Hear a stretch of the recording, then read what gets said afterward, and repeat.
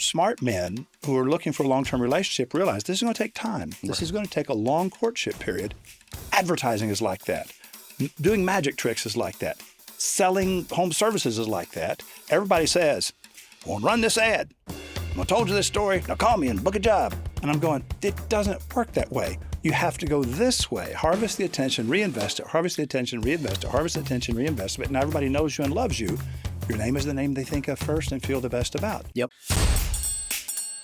Advertising is a tax you pay for not being remarkable. Welcome to Todd Liles and the Wizard of Ads, a podcast for business owners who want to become remarkable.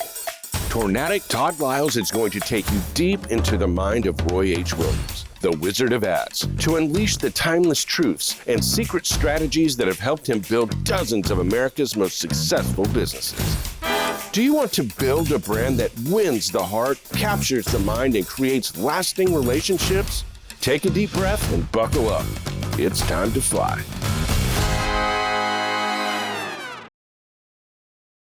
Welcome to Todd Liles and the Wizard of Ads. I'm Todd Liles, and this is part 2 of 4 of a 4-part conversation with magician and creator Brian Brushwood and Roy H. Williams.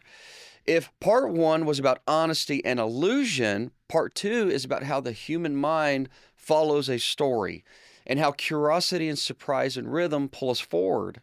Brian shares how he built anticipation and why people love that moment after the reveal and how pattern recognition shapes our attention. Roy ties it all back together in the form of how this affects advertisement and why a great story doesn't just inform, but it transforms. You're going to love this episode, so let's get straight into it. Now, Roy, you're telling me that Brian knows how to solve problems with circles. He can draw a circle, solve any problem you have. That's true. With a circle. With a circle. It is one of those things, like once you see it, you just keep seeing it everywhere. Well, let's do that because I wanted to talk about how attention is like magic, how it is like a magic trick. So what's up with these circles? So we've all been there where you know you've got the goods, whatever your thing is, right? There's only, I think, in 3 currencies. There's only story, attention, and sales. Story is what you got. If you talk or think or speak for a living, that's your story. If you do actions, a service, that's your story. If you sell things, that thing is your story, right? Mm-hmm. We all want the currency of sales. Picture a dollar sign. Here, we'll go ahead and we'll actually draw this. So you got story, and we all want sales.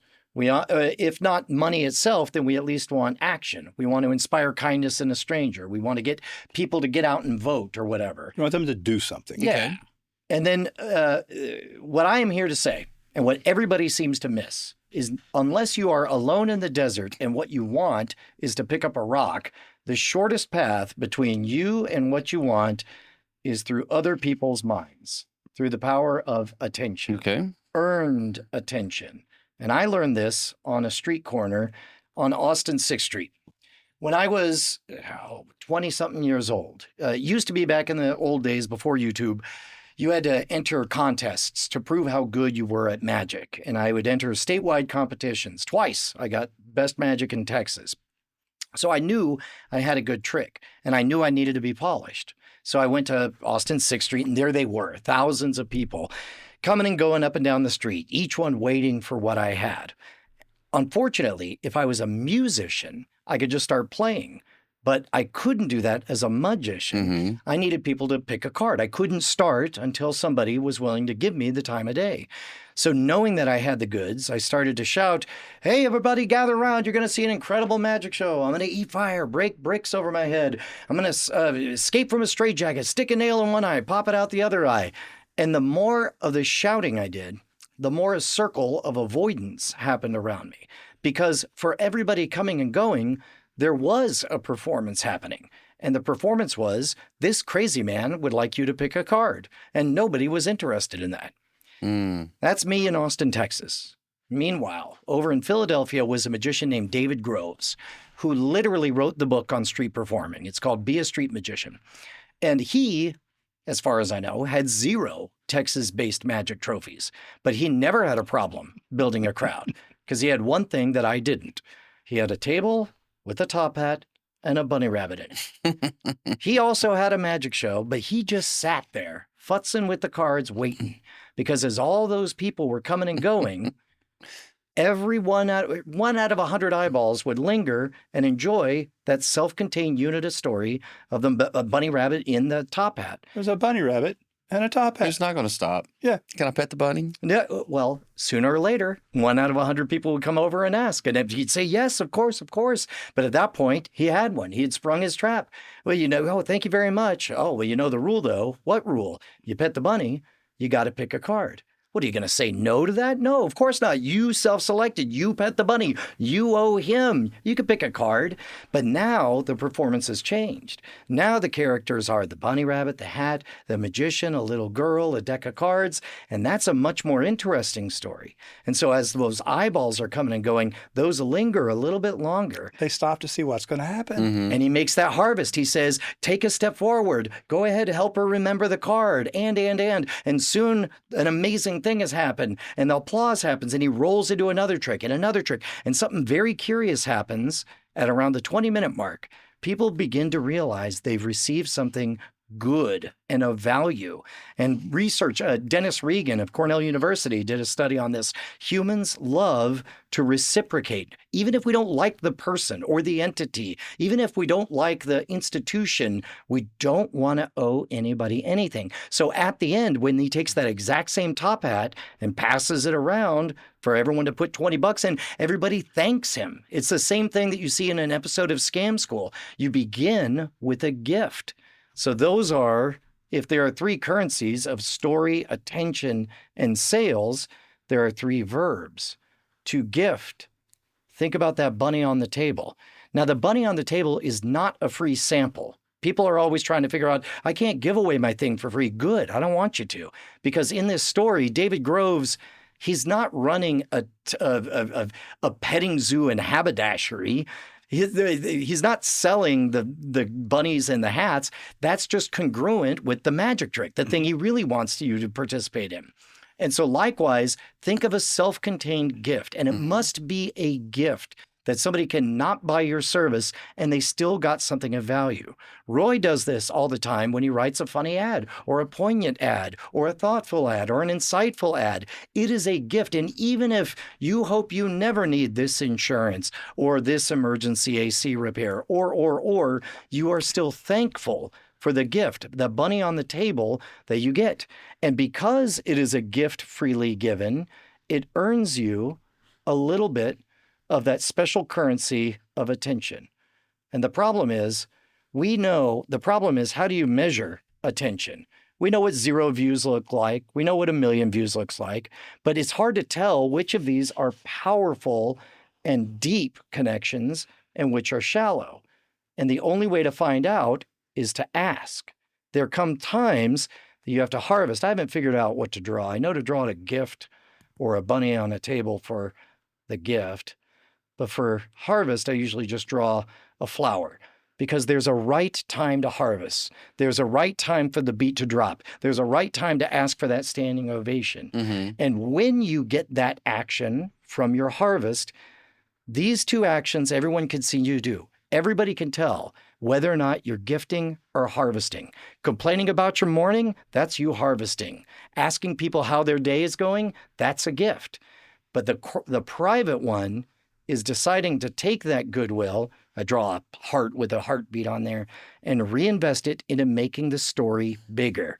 Think about how the bunny on the table goes from this self-contained itty-bitty thing, that's a cute bunny, and it gets bigger and bigger and bigger, eventually being a 25-minute show, and everybody freaking out and applauding for.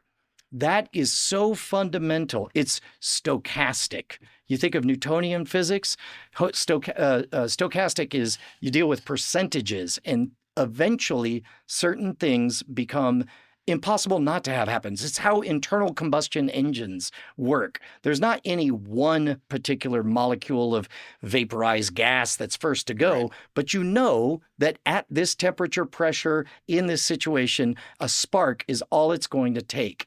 And that is exactly what you want to do with your product, your service, and your marketing. The gift is something as small as even just making somebody smile or making somebody laugh or making somebody be more confident, or help them shift their perspective, okay? Right now, everybody knows this, but when you remind somebody of it in the right moment, and you're not asking for anything in return, so you know what feels really good sometimes? Just you're going through the day, and there's too much to do in too little time. Just remember that people are more important than things. Exactly. And people go, that's right. By gosh, that's right. Thank you for that. I'm going to just, and it's a gift. And then you're not asking for anything in return, but they like you. They like that guy. That guy helped me remember, yeah, people are more important than things. And it's like, yeah, and it gives them something to celebrate. It gives them something to look forward to. You've helped them think things through differently. In advertising, to make somebody smile or to remind somebody of something that is in their best interest, but not in your best interest. You're not asking for anything in return for that. You're just doing what a friend would do. Mm-hmm. Giving them the attention and the thoughtful kind of a redirection of their thoughts is what friends do for their friends. And so when you do the service of a friend to the public, they feel like they know you. They kind of like you. You gave them a gift. And so what's the harvest? You have their attention. They're now aware of you. They're predisposed toward you. What was the gift? You made them laugh. You reminded them something, or you made them think about something a little bit differently. And at no time are you asking them to buy anything from you. Well, you gave them a gift. So now they feel like they know you and they like you. That's all I do for a living. Okay. Now let's keep going around the circle, because when there comes time for a harvest, so now there is a time. This is a good time of year that you should think about such and such. Wait a minute, this guy's always giving me these gifts. He's making me smile. He's reminding me of the important things in life. He's not really trying to sell me anything most of the time, but now he is reminding me, oh, this is the time of year you should probably do this. And he's going, he's right. And by golly, I'm going to use that guy. Yep. Well, that's a harvest. Or maybe it doesn't even need to be, for example, let's say you do a roofing thing and there's some kind of roofing maintenance thing that it is that time of year. You're not going to be there for them doing their gutter maintenance, but you're reminding them it's not exactly a gift to be reminded, hey, you got to clear out your gutters, but it's a harvest you don't mind. You're like, you're right. I really should. But now the story has gotten bigger and you've earned more of that real estate of the mind. And every lap you go around, this is why I draw it in one direction, because this is the part that I think Roy likes the most, is that the circle only goes one way. Now, I'm not here to say you can't possibly go the other way. I'm just going to say there's too much friction this way, because the only way to do it is with money. But everybody wants to go backwards. Start with story. Imagine that you knew you had $1 billion trilogy franchise in your mind. It's all written out in your head. It belongs on the Hollywood big screen. So if you wanted to go backwards on the circle, you would hop on a plane, go out to LA, you do 1,000 lunches with 1,000 producers, you get 10 option deals, maybe one would be a movie. If you're very lucky, it's good. If you're going backwards on the circle saying, here's my story, now pay me. That's right. See, because if you're going forward, story gets you attention. Mm-hmm. The attention allows you to harvest, but when you're, instead of harvesting, reinvest and go around the circle again, and you get momentum and you get power. So keep going. Well, and then let's look at the same thing going forward on the circle. Let's take a situation where it would have been illegal to get paid for a story.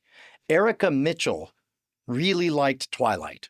The vampire, the werewolf, the girl. She started to write saucy erotic fan fiction of them doing it in all different kinds of ways. She legally couldn't get paid for it because those weren't her characters or situations. Those weren't her IP. So she posted them for free on fanfiction.net, where they generated a lot of attention. So much so that fanfiction.net said, please remove this smut off of our site.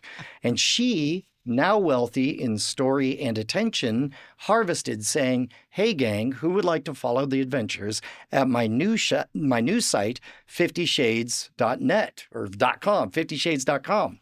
You see where this is going. Oh, yeah. Good story is good story is good story. Eventually, she gets everyone to buy the ebook, everyone to buy the paperback, everybody to buy the hardcover. And contrary to popular opinion, Hollywood doesn't love potential. They love momentum. And 50 Shades went on to be, I believe, a $1.5 billion box office franchise. 50 Shades are great. Yeah. And I'm just sitting there thinking, And what it was, she said, all right, so I can't take these stories and sell them. But everyone wants to go backwards on story. Here's my story, now pay me. I told you a story, now pay me. It's like, no. If you go backwards, which is what everybody wants to do. I said my thing, now give me money. I want the order. No, you've got attention. You have to have a courtship. And the courtship comes with attention.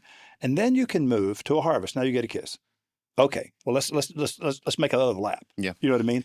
And so this idea of, I bought you dinner, now go to bed with me. That's going backwards on the circle, right? Yes. Now, I've often, when a man and his wife are there together, sometimes if they're friends, I'll say, look, I'm going to tell you something about your husband. If you had known what he was thinking, what was in his mind the day he met you and said, hey, could we meet for coffee sometime? You would have never met him for coffee. I know exactly what he was thinking. And the guys always laugh, like you're laughing. It's like, yeah, the thing is, smart men who are looking for a long-term relationship realize this is going to take time. This is going to take a long courtship period. Advertising is like that. Doing magic tricks is like that. Selling home services is like that. Everybody says, I want to run this ad. I told you this story. Now call me and book a job. And I'm going, it doesn't work that way. You have to go this way. Harvest the attention, reinvest it. Harvest the attention, reinvest it. Harvest the attention, reinvest it. Now everybody knows you and loves you. Your name is the name they think of first and feel the best about. Yep. So he was talking about real world situation. She didn't own the IP, so she couldn't sell it. It would be against the law. Mm-hmm. But it's not the thing to do to say, here's my amazing song, now give me a bunch of money. So likewise, what we see in the world of, let's say, dating, let's keep it there. People think, oh, I'm honest, I have integrity, I'm trustworthy, all these things. These are all internal aspects. In the version of a service industry, we show up on time, we get 5-star Yelp reviews. We wear whatever. booties. Exactly, right? But again, that's all. If you're trying to go backwards on the circle. Instead, create an organic moment to go forward. So another... Let me show you this. Because I love this. I'm going to leave it right here. So the service system that we teach, we call Press Play. Mhm. It's an acronym. Stands for Be Prepared, Build a Relationship, Evaluate what their real needs and wants are by you ask them questions, and then you settle their fears. So we're all storytelling. Settling fears is a point in time where we say, this is what you should expect. This is how we're going to find your problems. Here's how we price our goods and services. No surprises. You won't be scared. Then we do a system diagnostic. And on the system diagnostic, we invite them, come with us, come see what we see. So they're discovering at the same time, storytelling attention, storytelling attention. After we know what's really, really, really going on, we then create prescriptions. And just like you heard what Elmore was saying, this is what's broke, this is why it's broke, this is what'll happen if we fix it, this is what happens if we do nothing. With the prescriptions comes the money. Reinvesting I love, because that would just be press P, labor, add value. When we do labor, we tell the guys, go do an amazing job. Like one, you'd be super proud. You would put this on, this old house. You would love this. When you're done, go back and go, let me show you what I've done. I'm really happy with this. You're going to be pleased. It's so clean. It's so beautiful. It's working so nicely. And you're showing the story. And then, and by the way, there was another repair that I saw. We knew it all along, but we held it. Because labor, we always tell the guys, always have something to give them, add value. Do something for nothing. You always knew you were going to do it, but that's the secret sauce. Mm-hmm. And the reason why is because we want to be back. We call the last step your future. So we always end it with reinvest in your client. Do something really awesome. If it's not a repair, then it's something around the house that you did. Reinvest in them. Thank them. Because we want to come back. This isn't a one and done. We want to come back, right? So I love that because we're following that. So what's really interesting is the edge cases of what happens when you become wealthy. I like to think of what happens if you became a millionaire overnight. You go to bed, you wake up with this billion-dollar franchise idea, right? What if you went to bed and you woke up the next day world famous, right? That's exactly what happened to Kevin Federline. I don't know if you know that name. Britney Spears' husband? That's right. Nobody knew his name. Then all at once, the whole world knew Mr. Britney Spears. And what did he want to do? Be famous for literally anything other than being Mr. Britney Spears. He wanted to go backwards on the circle. So what did he do? Naturally, the dumbest thing possible. He dropped a rap album and guested on the WWE. He was booed out of the auditorium and his rap album was panned, right? So let's take the exact opposite. I really like that album too. Around it, really? No. Oh, okay. Around the same time, imagine that if you got famous overnight, but it was something that you absolutely, like, you could do worse than be famous for being Mr. Britney Spears, marrying your childhood sweetheart. Yeah, you could be Monica Lewinsky. Well, as a matter of fact, that exact same time frame, Kim Kardashian had a stolen sex tape.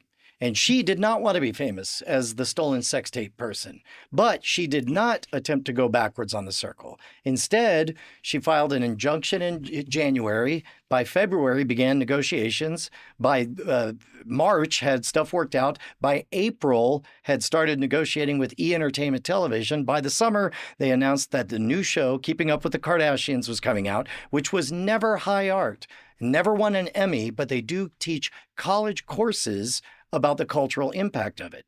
She took the hand that she was dealt as it was dealt and went forward on the circle, always trending towards her genuine true story and always reinvesting. So the story got her attention, that she figured out how to harvest, and she kept going the only way you can go productively.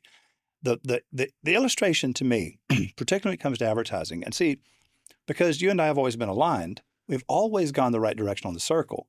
When Brian showed me that for the first time and he told me, too many people want to go backwards on the circle, and it's unbelievably, it's like you're just walking into a stone wall when you're going backwards on the circle. It's just almost impossible. And I'm going, yeah, but everybody wants to go directly from story to sale. Mm-hmm. And I'm going, that's backwards on the circle. You first have to be satisfied with the attention that you gain and the momentum. And so what did you harvest? A little higher notch in their awareness scale.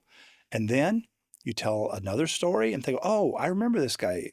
He did me a solid once before. So pretty soon you're in the house and they're working for a company that you train.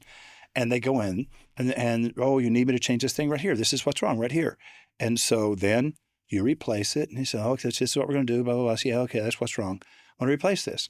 When he comes back and says, look, I also noticed that the plenum was leaking right here and it's sucking down some insulation from the attic down through the wall. So I got some caulking and I went in and sealed that for you. And it's kind of like, oh, well, thanks. How much more do you have? No. I keep caulking in the truck for just that because a lot of times, the builders, they don't caulk that. And the suction from the plenum, it pulls, insulation sometimes down from the attic. And it's like, well, thank you for that. It's like, great, call us back if you ever need anything else. You gave them this little gift. You knew that's why you keep caulking in the truck. It's because so often you find that the builder left it unsealed. And of course, this is back to the bunny on the table. That moment, that gift, it's not a free sample. You're not the caulk king of Austin. Right. Which sounds like an adult film. I think that was her second movie. Yeah. But so in the case of... Cut that, Alex. Yeah. But don't. Keep going. All right.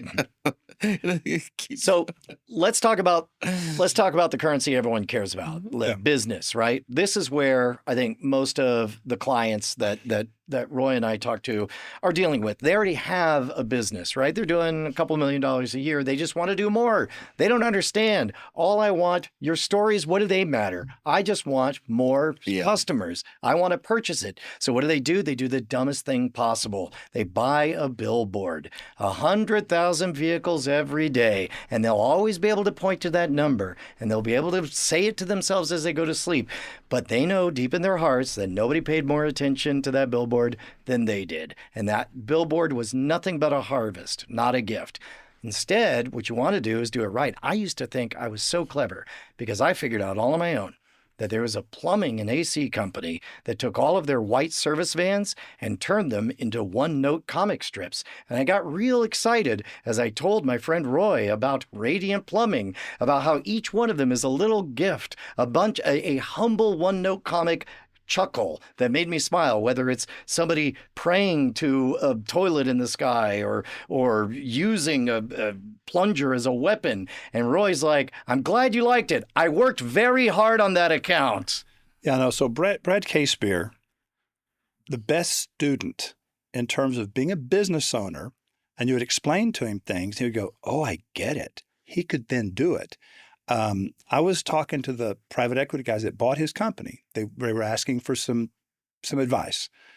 And I said, dudes, it was a Zoom call. And I said, there's Brad Casebeer there in the room with you. He has a standing offer to become a Wizard of Ads partner. If you ever get tired of fooling around with, plumbing and air conditioning, I said the whole world needs what he does. And I said, all I ever did was open his eyes and meet with him a couple times a year, had some guys doing some writing and media buying for him. But he took hold of that campaign on his own and said, yeah, I got some ideas. And I'm going, you go, boy. It's like, that's some world-class stuff. And so much of the stuff that he did, it's like, yeah, we kind of taught him how to do that. But the very best stuff he came up with. I mean, he came up with the idea because now he understood story, attention, harvest, story, attention, harvest. And so he just took that to the next level. So he was a master of gift giving, the gift of a smile, the gift of laughter. Anywhere you saw any of his trucks or any of his locations or any of his people, matter of fact, Jon Stewart did 2 whole episodes on national television with him. Did you know that? Mm-mm. Oh, yeah. Well, went nuts. He saw there was a person that worked for him that was in Austin, saw some of these ads. Was it Stewart or Oliver? Yeah, I said Stewart, didn't I? John Oliver. It says John Oliver. No, John Oliver did 2 episodes with him and challenged him and brought him back. And it was I don't know how many views John Oliver gets, but it's a lot. Yeah. It was really good. And plus, that's usually how you could tell you're onto a virtuous circle, going the right way on the circle, is when other people try to join in, figuring out what's in it for them. That means you've got actual magic. The point being that whenever people finally have that revelation, that epiphany, where they go, wow, I get it. And then they take ownership of it and they become a co-creator with people like yourself and people like Todd and his team. And when the people that are trying to help you understand how to do this, you go, oh yeah, we could even do this and this and this. And they come up with their own ideas. Well, now they understand what the idea is. We can think of a million ways to add value. And it's just like when the restaurant decides, you guys have been so great tonight, desserts on us. And now what happens is you've run up this huge, huge tab and you've obviously had a wonderful time. For the cost of butter and eggs, right? They're going to make you a real high ticket customer, more likely to go, I like those people. Mm-hmm. They're good to us. And the number of times, seriously, Todd, we've all had dinner enough to know that we all jump at a monstrously big ticket. And then when you tip really well, it is, you know what the new thing has become? What's this? A lot of times, the owner of the restaurant will instruct the waiter to come out with a special bottle of wine that's a gift from the restaurant. And I'm going, okay, I can't let him get away with that. I have to leave my normal tip plus enough money to pay for that bottle of wine. Yep. And then what happens is, but I still give them credit for being great guys and giving us a bottle of wine. I don't feel the obligation. I just feel like, what's it called? Reciprocation. Yeah. Reciprocation. You just want to give back. But at the same time, you never forget the fact that they did that or always doing something a little bit special for you. And I'm thinking, so when you're giving somebody a gift of your attention, whether it's attention or a bottle of wine or whether it's just a smile, like Brad Casebeer, people remember you, they remember how you made them feel, and it makes you more likely to come back. It makes you more likely to come back. It makes you more likely to come back and to tell your friends. And I'm going, gee, that's called marketing. Mm-hmm. But if you said, I told you a story, I ran this ad, but my phone didn't ring. And I'm going, that's not how it works. It's like you have to build this momentum. So thank you for that. One of the things that you're constantly talking about, Roy, is people always want to come here and just do direct call to actions, as opposed to sales activation. Right. I feel like this is, in the line in between, is sales activation. Like this is the origin story. If we want to use that example, it's the beginning case, it's the brand, it's the brandable chunks, it's who we really are. Right. And then we start putting out interesting origin story campaigns and little attention grabbers that take some time to build. And then we start dropping some sales activation, then boom. But a lot of the other folks, like you're saying, to go, hey, look, this is who we are. We do plumbing. direct call to action. Give me money now. It's like, And today we're having a 20% off event. yeah. Yep. Yeah. And Google. there are times that there's a right time to harvest. I found out, I was surprised to find out the only reason that a windfall is considered a good thing. Do you know the origin of the word windfall? I didn't know this. Since you ask, I'm going to assume it's probably got something to do with selling. No. No, okay. Yeah, it is. It's apples. Yeah. You knew. I Should have known you'd know. Story goes, all the trees belong to the king. And so if you touch an apple, you get your head chopped off. Those are Unless the it king's falls on the trees. ground? Unless, the storm happens to make one fall on the ground, in which case that's a good thing for you, the peasant. However, anybody who's watching this, who's a responsible business owner, we are not peasants. We are running a farm, an orchard, and a windfall is a terrible thing because it means that before the migrant labor has been hired, before you planned, Yep. a storm came in and knocked everything to the ground. And so you rush out with your ox cart, you fill it up with this underripe fruit, you go to market where the same storm hit everyone else, and you make pennies on the dollars. And then you go back home and you say, I'm sorry, kids, maybe next year. That's what happens if you don't harvest at the right time. God bless you for that, because that is such a great example. We have clients that are literally in the roofing business and windfalls hit them, and you think it's good and you end up finding out it's not good. Same thing happened with clients during COVID where windfalls hit everybody and they reaped that harvest, but they took out 2 or 3 years worth of future sales, and now they're going, oh. So I love that why windfall is not necessarily the thing you want story. That's really good. Keep in mind, there's a counter version of the story. What happens if you never bother to harvest? Yeah, There are artists that I know who just want to outstory their way out of everything. I got a friend of mine who makes a good living on his residuals, but when rent gets tight, he just makes another album. He tries to story his way forward in the circle. And meanwhile, it's as though all I can picture is him sitting on the front porch looking at his beautiful orchard as day after day the overripe fruit gets more and more wrinkled and eventually falls down to pieces in front of him. That wraps up part 2, the psychology of story and the power of the reveal. Next time in part 3, we'll turn the lens on something bigger, which is the future of creativity itself. Brian and Roy explore what AI can and cannot do, and why human perception still wins, and how technology is changing the creative process for better or for worse. So join us for that one. It's a mind bender. You've been listening to Tornadic Todd Liles and the Wizard of Ads, where the bold win and the remarkable reign. If you enjoyed this episode, make sure to like, subscribe, and follow so you never miss a conversation. If you want a copy of the show notes or watch the ads from today's show, head over to toddliles.com/wizard. This episode is dedicated to the business owners who refuse to be ordinary.